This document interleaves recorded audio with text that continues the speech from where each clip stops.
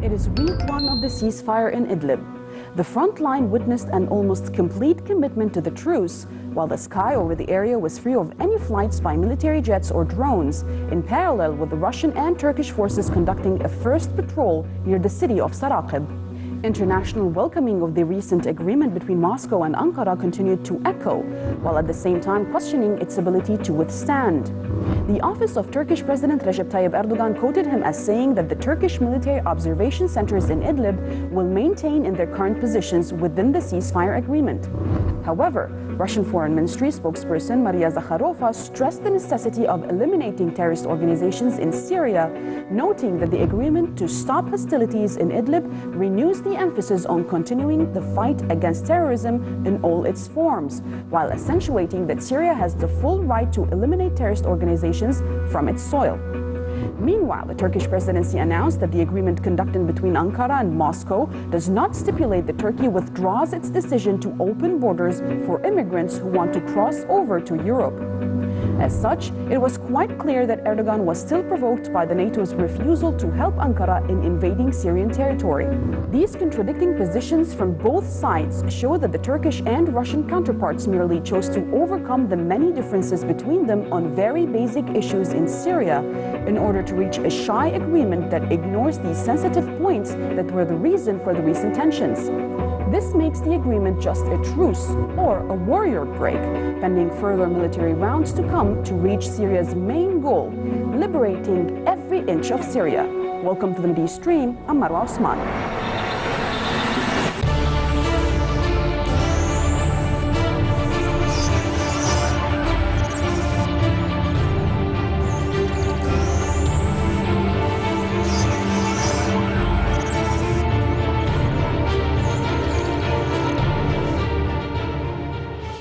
Presidents of Russia and Turkey announced last week what they said was a deal to halt fighting in the Syrian region of Idlib, calming a volatile conflict that had pushed Syria and Turkey to the brink of open war. To discuss this issue with us from Perth is Maram Susli, political commentator. Thank you very much for joining us, Maram. Thank you so much for having me. I'm honored to be here. My pleasure.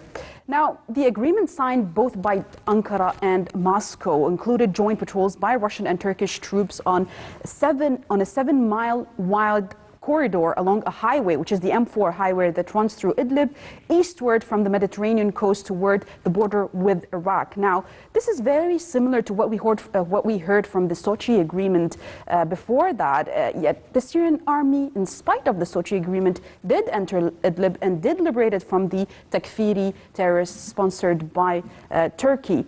What will change now? What would actually stop them from going in again? Well, frankly, nothing. This slogan, liberating every inch of Syria, is not just a slogan, it is the policy of the Syrian government. So whilst, again, as you said, this is a sort of return to Sohi, what we see is the Syrian military retaining its gains, retaining control of the M5 highway. And as we know, Erdogan continuously is unable to keep his part of the bargain when it comes to his deals, which is to end the control of Al-Qaeda, which is the largest force in Idlib. So since he's unable to even control these forces, which are in fact continuing to target the Syrian military in spite of the ceasefire, this shows us that the ceasefire is not going to last very long. I think at the end of the day, Erdogan proved to be a far more irrational actor than even Russia accounted for. So that is why they had to bring him back to the table to sort of de-escalate things. But Syria maintained its gains, especially the M5 highway, and it's clear that they're going to continue on to take the rest of Idlib too.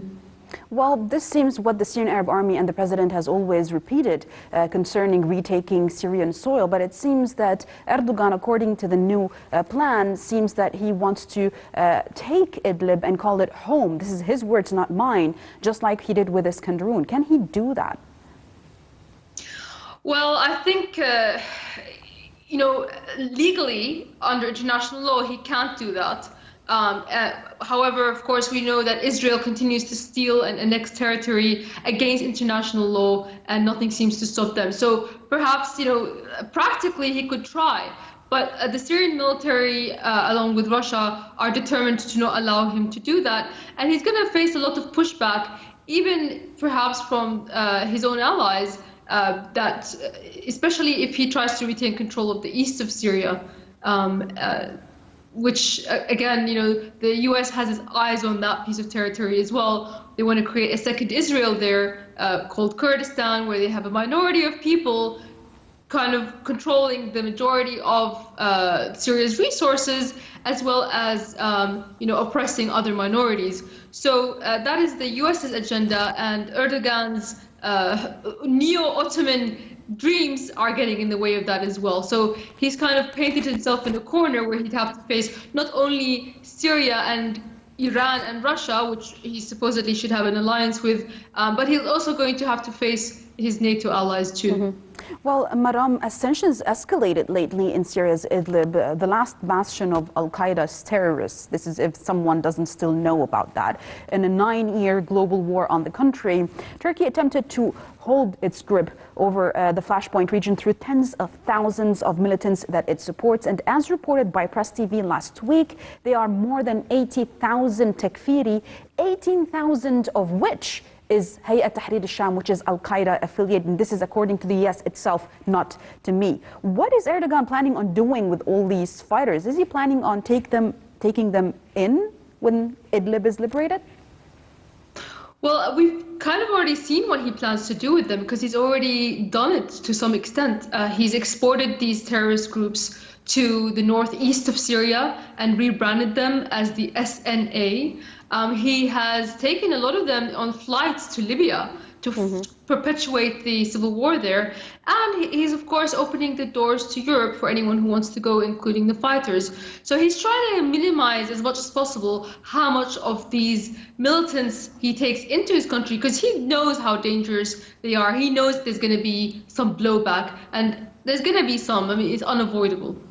But, I mean, he's just making more enemies in the region.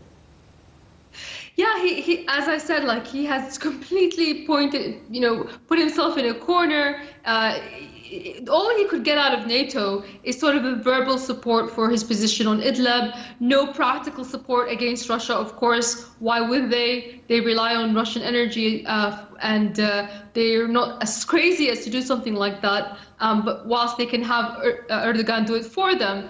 But not only that, even that small amount of verbal support that he is kind of enjoying right now is 3 months ago, he didn't have it, because when he was invading the east of Syria, those same NATO countries were condemning him. And even the United States diplomat actually said that his forces were jihadists. This is the US diplomat in Syria, the illegal invader there. So, Maram, since you spoke about those, the rebranding of terrorists, and specifically the ones we mentioned, which are Hayat Tahrir al-Sham, who are Al-Qaeda and who are being directly supported by Ankara, which is the dominant Takfiri group in Idlib. They are being provided with weapons, and the CIA is helping facilitate that, by the way. We all remember the photos taken, for example, by John McCain in Syria with these specific terrorists. Now, who do you think should be more concerned about these Takfiri terrorists? It's obvious that Erdogan is not being very much concerned. He's using them as mercenaries, as you said, in Libya and other places, opening up gates. Then what's the concern of Europe here? And what do you think would be the best scenario for Europe to get rid of this new situation? Sure. Tahrir al-Sham, of course, was called Al-Nusra Front, Al-Nusra, and 101 rebranding names. Al-Qaeda, of course, ISIS is also a rebrand of Al-Qaeda. So all of these names, at the end of the day, even these so-called CIA-vetted freedom groups like Noor al-Zinki were beheading children in the streets and fighting alongside Al-Qaeda, such as the people that John McCain stood beside. So, of course, the US has decades and decades of history of supporting these kinds of groups. They did so in Afghanistan, they did so in Libya, and of course, ISIS couldn't exist if it were not for the Iraq war. So as Europe has been facing the brunt really of their allies' support of these groups, because most of the terrorist attacks have been happening inside Europe.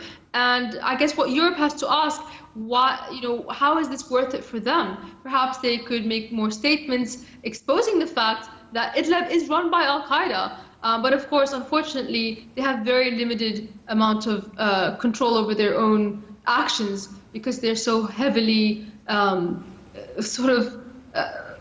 occupied by the US and the Zionist lobby.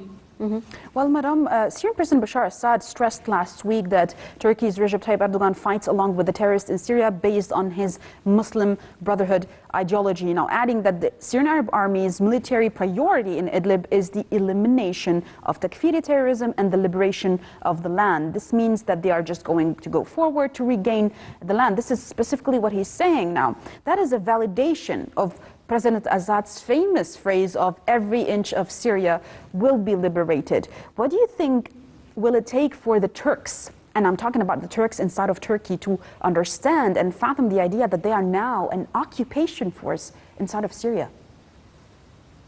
I think it's going to have to be a military defeat as well as a political defeat. And we've seen the taste of that over the last few weeks with so many tens and tens of Turkish soldiers being sent home in body bags. And it's only going to escalate from here. The Syrian military, the Iranians and the Russians, they've been fighting this war for a decade. They know what to do. Turkey, while it claims to be one of NATO's largest armies, they have been losing their drones, their men. It's been humiliating. And I think the Turkish people are going to find this to be crazy, and it's going to put a lot of pressure on Erdogan to get out. And not only that, there's going to be pressure from the US. And this is sort of part of the good thing about Erdogan's insanity is that whilst the Syrian military will push him out of the West, he will go east and he will begin to encroach on this sliver of territory that the US is occupying in the east of Syria, especially the oil fields, because he'll have nowhere else to go. And the Syrian military will continue to take any territory that he takes. And eventually it will lead to both Turkey and the US being pushed out. Well, it leaves us to wait and see what will happen, if an open war will happen or not. Thank you very much, Maram Susli, political commentator, for talking to us from Perth about the recent escalation in Idlib. Thank you very much for your contribution. Please stay tuned for our next segment.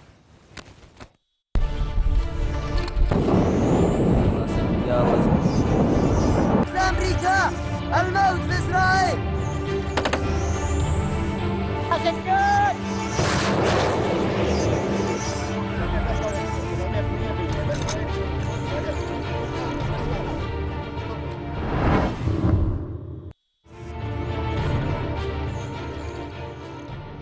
Saudi Arabia is making unremitting efforts to prevent the liberation of the city of Maarib by Ansarullah after it seemed to the Saudis that the recent talks with tribes of the province began to pay off. However, the Reconciliation Commission in Sana'a confirms that Ansarullah's communication with the tribes continues with positive signs. Saudi Arabia struggles in Yemen in this following report.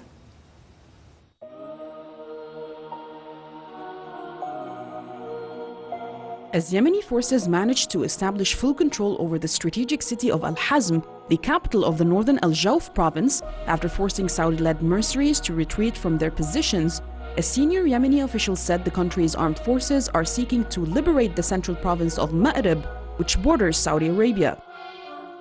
The capture of the strategic city of Al-Hazm has been described as a potentially game-changing development, enabling the Yemeni forces to surround the strategic oil-rich Maarib province. Mohammed al-Bukhaiti, a member of Yemen's Supreme Political Council, declared during a TV interview that the security of Saudi Arabia and the United Arab Emirates, Riyadh's main ally in its war on Yemen, can only be guaranteed when Yemen's sovereignty is respected. The Yemeni forces have launched increasingly sophisticated attacks against both Persian Gulf countries in response to the 5-year war aimed at reinstating Saudi-allied former Yemeni President Abdrabbu Mansour Hadi and crushing the popular Ansarullah movement. Al-Bukhaiti also urged the Islah Party, which is the backbone of Hadi's so-called government in the port city of Aden, to accept a political settlement offered by Ansarullah. The senior Yemeni official warned that if the Islah Party does not enter the political process, Ansarullah will proceed to negotiate directly with individual Yemeni tribes to hasten a political settlement. The Yemeni ground advancements come as local sources reported heavy clashes in the Sheikh Othman and Dar Saad districts in Aden. The clashes took place between Emirati-backed southern separatists and Saudi-led mercenaries, as a number of explosions were reported in the city's old market. Months of bloody infighting broke out between the two groups last summer, resulting in heavy casualties for both sides before a power-sharing settlement was signed in November. The new round of clashes comes after UAE-backed separatists announced they had pulled out of the committees implementing the agreement in January.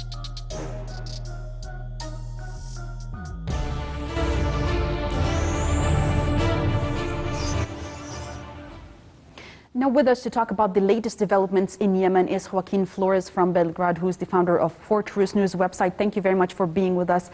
Joaquin, now the Yemeni forces, as we just saw in this report, they managed to take control over a very important strategic city, which is Al-Hazm, and which is known as the capital of the northern province of Al-Jawf. And by the way, Al-Jawf has a lot of oil. After forcing these Saudi-led mercenaries out of that area. Now, when you come and read this news, after 5 years of a brutal war against Yemen by the Saudi-led coalition, along with its allies in the region, how do you think this happened? How do you think Ansarullah, who were supposedly going to be eliminated as one of the goals of this war, how do you think they were capable of having this such mega power, local mega power, I'm talking here, to face this coalition, to face this war, and at the end of this, they have more military accomplishments than the Kingdom of Saudi Arabia ever had in Yemen? Well, I think that if we go back and take a brief little trip down memory lane, a very brief one, we'll recall that when Saudi Arabia began to really build up its offensive military forces, Yemen was not the target at all. They had believed that their efforts to overthrow the government and wage war on the people of Syria would be successful, and that they would be deploying their military to sort of clean up and come in and to occupy parts of Syria. That did not come into being, as we all know, and yet with all of this training and development into their military, that they thought they now had a forward deployed army, that they were going to then just almost an elective war, almost an optional war on Yemen. But none of their planning and none of their strategic thinking was devised around actually conquering Yemen. It was supposed to be directed at Syria and to come clean up after a civil war had destroyed Syria, which they were supporting, the civil war. So now we look at Yemen and we can see that this is now the tail end of this conflict. These are very much related conflicts in that sense.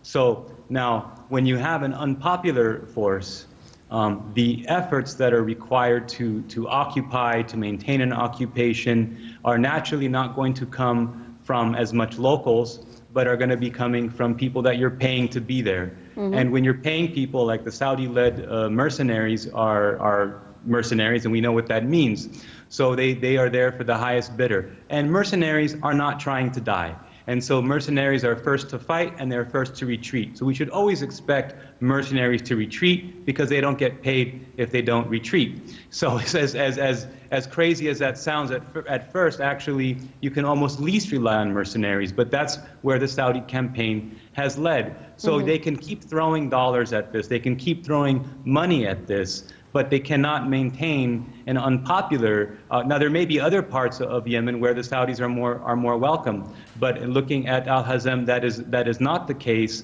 And I think that when you look at the level of preparedness of indigenous Yemeni people against this Saudi adventure, that the difference in military advancement is going to be less of a factor in today's day and age. Compared to the motivation and what people are actually fighting for. So I would propose and suggest that the ideological component, of course tied to sound military tactics and access to at least some good weapons, is the most important part here. And whenever you have mercenaries, you have really the least ideological and the least willing to really fight to the end, and that's where it boils down to. Well, we did see that Saudi Arabia is actually making unremitting efforts to prevent the fall of the city of Maarib, which is also would be a strategic city if it falls in the hands of Ansarullah, after they seem to have advanced with the talks that they are undergoing or underway with the tribes in the north. But the Reconciliation Commission in Sana'a, which is part of the Ansarullah movement, they announced that their dialogue with the tribes continues, and it's very positive. What are the odds that the tribes of Maarib actually might turn away from Saudi Arabia? I think the question about odds is a difficult one, really, Dr. Osman, because when we think about Maarib, we have to bear in mind that, and forgive me if I have this wrong, but as I recall, that this is a predominantly Sunni town, and that some 4 of the 5 main families or tribes, if you will, who historically, are in charge or have the most dominance in Maarib are Sunni. So only really one of these 5 tribes has been historically supportive of what we now call Ansarullah. So I think that this is the main problem, that Saudi efforts are going to probably naturally be more successful here. There is probably a greater affinity on that level. But, sectarianism is not the whole part of the solution here. Saudis are dangling a lot of goodies, in front of the good people of Maarib, and it is natural that they would be confused or feel not confused at all, but feel really sure that the Saudis are going to be backing them up. So I would suggest that while it's important that Ansarullah's talks and communications and the dialogue with these tribes continues, of course, because they still have some 20–30% support in Maarib, that we have to look at a political solution after the end of the violence. But it's most important that we're talking about a unified and single unitary Yemen, which is not under control of Saudi Arabia.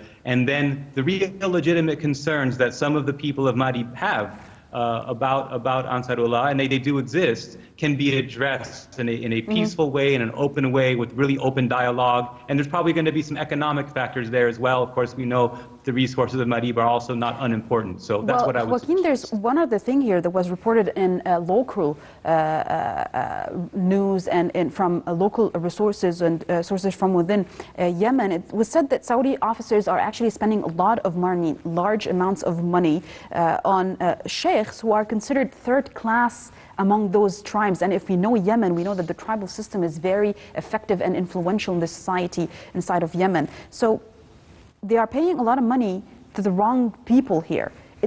For me, it seems that this is a repetition for Syria. It's a repetition for Iraq. They were paying a lot of money for the wrong people who had no influence whatsoever, who turned to be mercenaries, and then got more mercenaries from